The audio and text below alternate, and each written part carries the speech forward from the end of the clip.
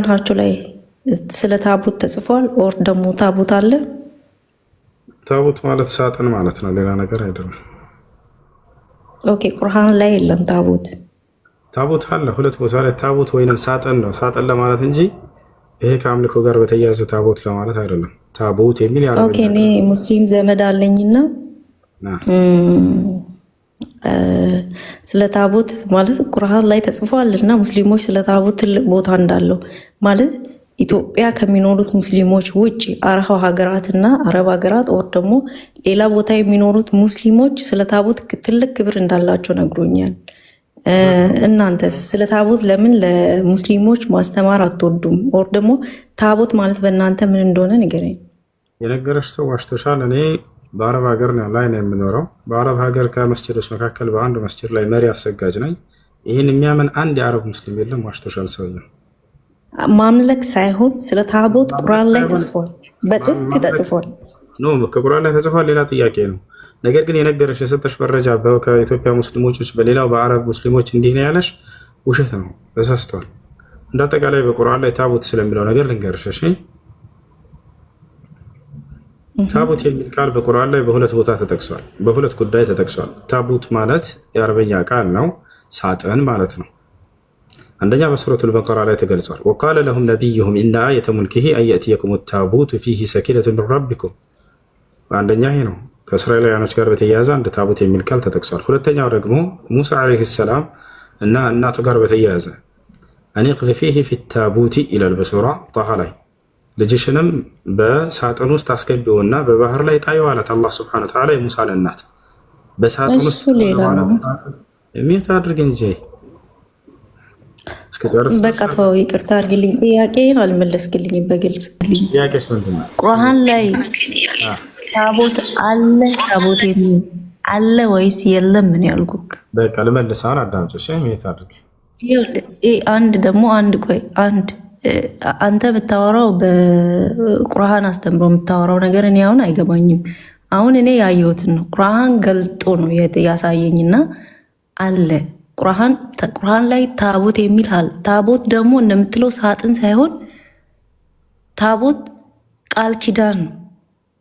እሱ እንዳለኝ ከሆነ ማለት ነው ከአንተ በላይ የሆነ መስጊድ ገብቶ አዛን የሚያደርግ ትልቅ የሙስሊም ሽማግሌ ነው እኔን ይሄን ገልጦ ያሳየኝም ያስረዳኝም። ስለዚህ አንተ ልትክድ አችልም። ይኸውልህ ባለፈውም የሆነ ጥያቄ ጠይቄ ነበር።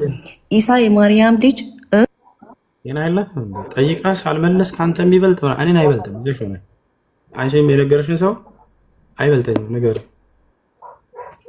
ሚውት አታርገኝ፣ አትበላለጥ። እሺ ችግር የለውም። እኔ አላቅም ግን አንዴ ሚውት አድርገኝ። ቁርአን ላይ ታቦት አለ ብሎ የክርስትናን ታቦት የነገራት ቄስ ማን ነው? ሼህ ካለ ወላሂ ላዚም ከነዚህ እዚህ ከሚጽፉት አይሻልም። ማሽቶሻ ሳጥን ነው። ማስረጃ ለሳይሽ አጥቼ ሳጥን እንጂ ሌላ አይደለም። አሜት ትራንስሽን ጥያቄውን ጠይቂና ከዚያ ከኔ መልስ ጠብቀሽ እኔ በመለስ ጀምር ጊዜ የሚታደርገሽ ታዳምጫለሽ። ሳጥን የምትለኝ ከሆነ ይቅርብኝ። ወደ ጥያቄሽ በቃ ጥያቄው ይቅርብኝ። ሳጥን አይደለም። አንድ በአንድ ቁርአንን ከፍቶ ተርጉሞ ነው የነገረኝ። ያሳየን ክፈችና ትልቁ ላይ ነሽ ቀጣፊ ክፈች፣ ያላ ክፈች። አትሳደባ ነው ባህሪሽ ነው። እዚህ ጋር መሳደብ እኮ አይደለም። ያለውን ነገር አትካዱ። ያለውን ይሄ ስድብ አይደለም። ቀጣፊ ማለት ተሳዳቢዎች ናቸው ማለት ነው። ሜት አታድርግም እንዴ አንተ? በመልስ አቅተው እኮ ነው ዝም ያልከው። ሜት አድርግ። ቀጣፊ ማለት ስድብ አይደለም ልጆች። ክርስቶስ መጽሐፍ ቅዱስ ላይ ሜት አድርግ። ቀጣፊ ማለት ስድብ አይደለም። አንድ ሰው የሌለን ነገር በሰው ሃይማኖት ላይ ከተናገረ ያ ነገር ለእናንተ ምንም አይመስላችሁም ማለት ይሄ ቅጥፈት ይባላል። ማስረጃ ማምጣት የማይችለውን ነገር የሚዋሽ ከሆነ ሰውዬ ውሸታም ቀጣፊ ይባላል። ክርስቶስ መጽሐፍ ቅዱስ ላይ ደንቆሮ እያለ ይሳደባል። ስድብ ነው ይሄ አይደለም። የማይሰሙ ሰዎችን ደንቆሮ ማለቱ ባህሪያቸውን ተናገር እንጂ ተሳደብ አይደለም ነው የምትሉት አይደል? አሁንም እኔ ቀጣፊ ያልኩት ምንድነው በእምነቴ ላይ መታ የሌለውን ነገር አለ ብላ ስለዋሸች ነው። አይ ያላሸውን ካለች ማስረጃ ታውጣ። ትልቁ ላይ ነች። ያላ አፍታህ ክፈች ማስረጃ የለሽም አይደል? የለኝም በይ። በራሷ ጊዜ ወርዳለች። ያም የለም ውሸታ ነው። አንተን የሚበልጥህ ምናምን ምናምን። ክርስቲያኖች አንድ ነገር ስሙ፣ መናገር አልፈልግም ይሄን ነገር። እኛ ሙስሊሞች የራሳችንን እንድናሞግስ አልተፈቀደልንም። ግን ቁርአን ላይ ነው አይደል ያመጣሽው? እኔ ቁርአን የቀራሁት ሰነድ አለኝ ከነቢዩ ሰለላሁ ዐለይሂ ወሰለም ጋር የእኔ አቅሪ እያለ እስከ ነቢዩ ሰለላሁ ዐለይሂ ወሰለም ጋር የሚደርስ የሆነ ሰነድ አለኝ። ከፈለጋቸው አውጥቼ አሳያቸዋለሁ። አንቺ የምታመጫቸው ሰው ወይም የሚነግሯቸው ሰዎች የላቸውም። በእርግጠኝነት ሰነድ የሚባል ነገር ታውቃላችሁ? እስከ ነቢዩ ሰለላሁ ዐለይሂ ወሰለም ጋር ሰንሰለት ያለው ቂራአት አለኝ እኔ። ያውታችኋል አይደለ? ያ ይሄ ቁርአን ዛሬ የምናነበውን እኔ ያፈዝኩት ምናልባት እናንተ የዛኔ የዛሬ 15 ዓመት 14 6 ዓመት ህፃን እያለሁ ነው የሸመደድኩት። በሙሉ ቁርአን ላይ ስንት ቦታ እንዳለ ታቦት የሚለው ቃል አውቃለሁ። 2 ቦታ ይገኛል። አንደኛ በሱረቱል በቀራ፣ ሁለተኛ ሱራ ጣሃ ላይ ይገኛል። ገብታችኋል አይደለ? በሁለቱም ቦታ ላይ ሳጥን እንደሆነ አላህ ሱብሓነሁ ወተዓላ ይናገራል። አንቅዚ ፊሂ ፊታቡት ይላል በሱራ ጣሃ ላይ። ለምሳሌ ለሙሴ እናት አላህ ሱብሓነሁ ወተዓላ ሲያናግራት ልጅሽን በሳጥን ውስጥ አድርጊውና ጣዩ በውሃ ውስጥ ይላታል። ታቦት የሚለው ቃል ሳጥን እንደሆነ ላሳያችሁ ነው። ሳጥን ነው። ቆይ ላሳያችሁ እንዴ ከፍቼ ላሳየሽ። ያና ቁርአን ላይ ሱራ ጣሃ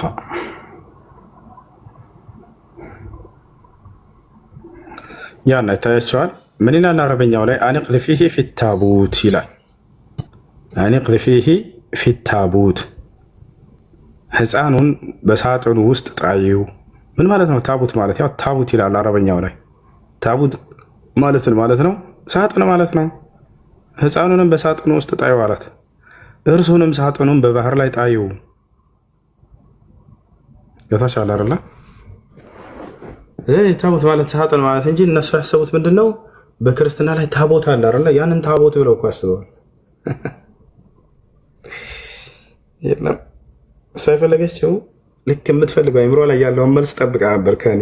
ያ ሳይሆንላት ሲቀር ጊዜ ከአንተ የሚበልጥ ነው ገለመሌ ምናምን። ሰው ከሞተ ወደ ያገባል ይጋባል። ማግባት ክፉ ነገር ነው ወይንስ መልካም ነገር ነው?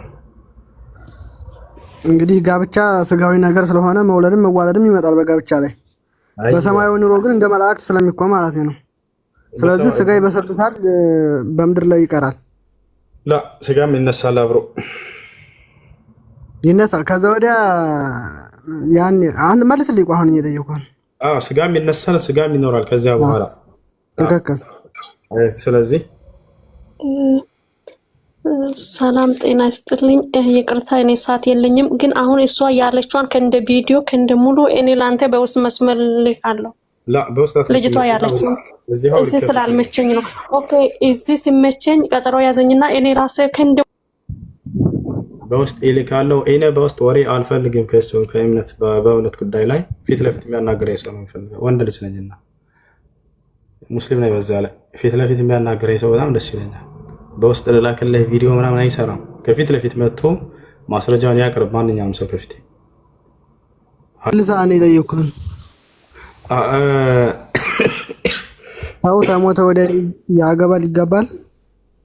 ሰው መግባት ክፉ ነገር እስካልሆነ ድረስ አምላክ የሚወደው ነገር እስከሆነ ድረስ በምድር ላይ በሰማይ ላይ ክፉ የሚሆንበት ምክንያት የለም።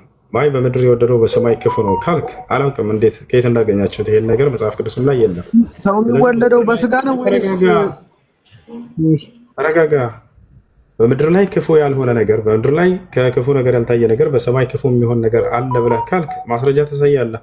ካልሆነ ግን ጋብቻ መልካም ነገር እስከሆነ ድረስ ክፉ ነገር እስካልሆነ ድረስ ዝሙት ቢሆን አይፈቀድም። በምድርም ላይ ክፉ ነውና በሰማይም ላይ ክፉ ነው። ነገር ግን አምላክ የፈቀደው ሕግ ከሆነ ባልና ሚስት ሆኖ መኖር ይሄ በምድር ላይ ጽድቅ ሆኖ በሰማይ ላይ ኃጢአት የሚሆንበት ምክንያት የለም። በዛም ይኖራል። ባልና ሚስት ነው በጀነት ውስጥ ሰዎች ይኖራሉ። አደምና ሐዋ በጀነት በዛ አይልማ ሰው ተሞት ወደ ይበላል፣ ይጠጣል፣ ይነሳል፣ ይተኛል፣ ይጋደማል ሊባል ነው ማለት ነው። በዛ አይተኛ በጀነት ውስጥ እንቅልፍ የለም። ባልና ሚስቶች አብረው ይተኛሉ። እንቅልፍ ይሄ መተኛት የሚለው አየህ ከምድራዊ ህይወት ጋር አታገናኘው፣ አይገናኝም ያልኩህ። የምድር ሰዎች እንቅልፍ ያስፈልጋቸዋል፣ ይተኛሉ፣ ይደክማሉ፣ ይሞታሉ። የጀነት ሰዎች ደግሞ እንቅልፍ የሚባል የላቸውም። ሞት እንደሌለ ሁሉ እንቅልፍ እንደማይተኙ የጀነት ሰዎች ማስረጃ ያሳያለሁ ከፈለክ። እሺ አንድ ልጅቷ ጠየቀችኝ ቅድሙ። ሌላኛውን ሱረቱል በቀራ ላይ ያለውን ሳጥን እንደሆነ ላሳያቸው። ታቦት ነው ሳጥን እንደሆነ ይሄን ነው እንግዲህ ይሄን ነው ተመልከቱ። ነቢያቸውም ለእነርሱ የንግስናው ምልክት ከቤታቸው የሆነ እርጋታ የሙሳ ቤተሰብና የሃሩን ቤተሰብ ከተውትም ቅርስ በውስጡ ያለበት መላእክት የሚሸከሙት ሆኖ ሳጥኑ ሊመጣላቸው ነው። ያው ታቦት የሚለው የአረበኛ ቃል ትርጉም ምንድነው? ሳጥን እንጂ ሌላ አይደለም። እሺ ቅዱሳን ሁለቱም ቦታ ላይ ያለ በቁርአን ላይ ታቦት የሚለው ሳጥን። እሺ ከመሐመድ ውጭ እስልምና ይሰበከዋል ወይ ብዬ ነበረ። ይሄንን አብራራልኝ እስቲ። ከነቢዩ መሐመድ ሰለላሁ ዐለይሂ ወሰለም ውጭ እስልምናን የሰበኩ በርካታ ነቢያቶች አሉ። ከነዚያ መካከል አንደኛው ኢየሱስ ክርስቶስ። እሺ ማስረጃ አስተሽ ወኢዝ አውሐይቱ ኢለል ሐዋርይን አን አሚኑ ቢ ወቢረሱሊ ቃሉ አመና ወሽሀድ ቢአንና ሙስሊሙን ይላል። ሐዋርያቶች ቃል በቃል እኛ ሙስሊሞች ነን ብለው ይናገራሉ። ሱረቱል ማኢዳ ምዕራፍ 5 ቁጥር 111። በሱራ አልኢምራን ላይ ልክ ነው። አንድ የሚያደርግ ልጨርስ ባካችሁ። መጀመሪያ አታገናኘው። ኢየሱስ ክርስቶስና በሙስሊሞቹ ያለው መሲህ የሚሉት አንድ አይደሉም። ከይቅርታ ጋር ወርደህ ብታዳምጥ ለአንተ የተሻለ ነው። ወላሂ እዚህ መቀመጥህ እየጎዳህ ነው። ትጠይቅና ያቋርጣል፣ ይጠይቅና ያቋርጣል። ልክ መልስ ሲጀምር። እሺ እዮብ ቀጥል። ጥያቄ ጠይቃችሁ መልስ ሲጀምር አታቋርጡ። ልክ ሁለት ንግግር ስናገር ቶሎ ይናገራሉ። እሺ ሁሱ እኔ የምጠይቅ ጥያቄ ምንድነው? አሁን ለምሳሌ አንተ ኢየሱስ ክርስቶስን ብለሃል አይደለ? አሁን ለምሳሌ አንተ አሁን ታምናለህ ኢየሱስ ክርስቶስ ታምራትን ሰርቷል ብለህ ታምናለህ? ለምሳሌ ሞተን አስነስቷል፣ አምላኩ በእርሱ በኩል ሲያደርግለት እንደነበር አምናለሁ። እኛ ታምናለህ? አምላክ በእርሱ በኩል እነዚህን ሁሉ ተአምራቶች ሲያደርግለት እንደነበር አምናለሁ። እርሱ ግን ከራሱ አንዳች ሊያደርግ እንደማይችል አቅም እንደሌለው አምናለሁ። እሺ ይህንን ደግሞ ነቢዩ መሐመድ እስኪ የሰራውን ታሪክ እስኪ ንገረኝ። ምን ሰርቷል? እስኪ አሁን በጣም ጥሩ ተአምራቶችን ለማለት ፈልገህ ነው? አዎ የጠየኩም እሱን ነው። ነቢያችን ሰለላሁ ዐለይሂ ወሰለም በርካታ ተአምራቶችን አድርገዋል በጊዜያቸው። ለምሳሌ ጨረቃን መክፈል ይመስል ማስረጃ ጃ ፊል ቡኻሪ أن أهل مكة سألوا رسول الله صلى الله عليه وسلم وقالوا يا رسول الله نريد أن ترينا آية، أو سألوا سأل أهل مكة أن يريهم آية فأراهم انشقاق القمر مرتين። የመካ ሰዎች ነቢዩ ሙሐመድ ሰለላሁ ዐለይሂ ወሰለምን ጠየቋቸው፣ እውነትን ነው አንተ እንደምትለው የአምላክ መልእክተኛና ነብይ ከሆንክ ነብያቶች ተአምራትን ያደርጉ ነበርና ተአምር ሰርተህ እንድታሳየን እንሻለን አሏቸው። ነቢያችን ሰለላሁ ዐለይሂ ወሰለም ጨረቃን ከፍለው አሳዩአቸው ይላል። ጨረቃን ከፍለው አሳዩአቸው። ነቢያችን ሰለላሁ ዐለይሂ ወሰለም ይህን ተአምር አድርገዋል። ሌላም በርካታ ተአምራትን አድርገዋል። 7 ሰማያት አድርገው ሄደዋል። በአንድ ሌሊት 7 ሰማያት አድርገው መጥተዋል። ልክ እንዲሁ ደግሞ ነቢያችን ሰለላሁ ዐለይሂ ወሰለም ሰዎች የሶላት ሰዓት ደርሶባቸው የሚሰግዱበት ውዱእ የሚያደርጉበት የሚታጠቡበት ውሃን ባጡ ጊዜ ከእጆቻቸው ከጣቶቻቸው መካከል እንደዚህ ውሃ እንዲፈልቅላቸው አድርገዋል። እነዚያ ሁሉ ሰዎች ይህን ተአምራት አይተው ተቋድሰው የአይን እማኞች መስክረዋል። ነቢያችን ሰለላሁ ዐለይሂ ወሰለም ሌላም በርካታ ተአምራቶችን አድርገዋል። ይህን ይመስላል ባጭሩ።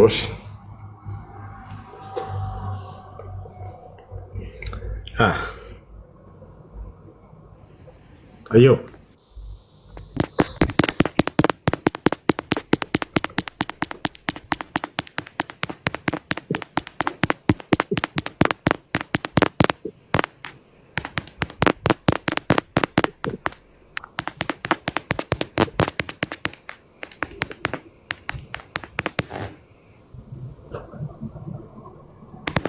Yo.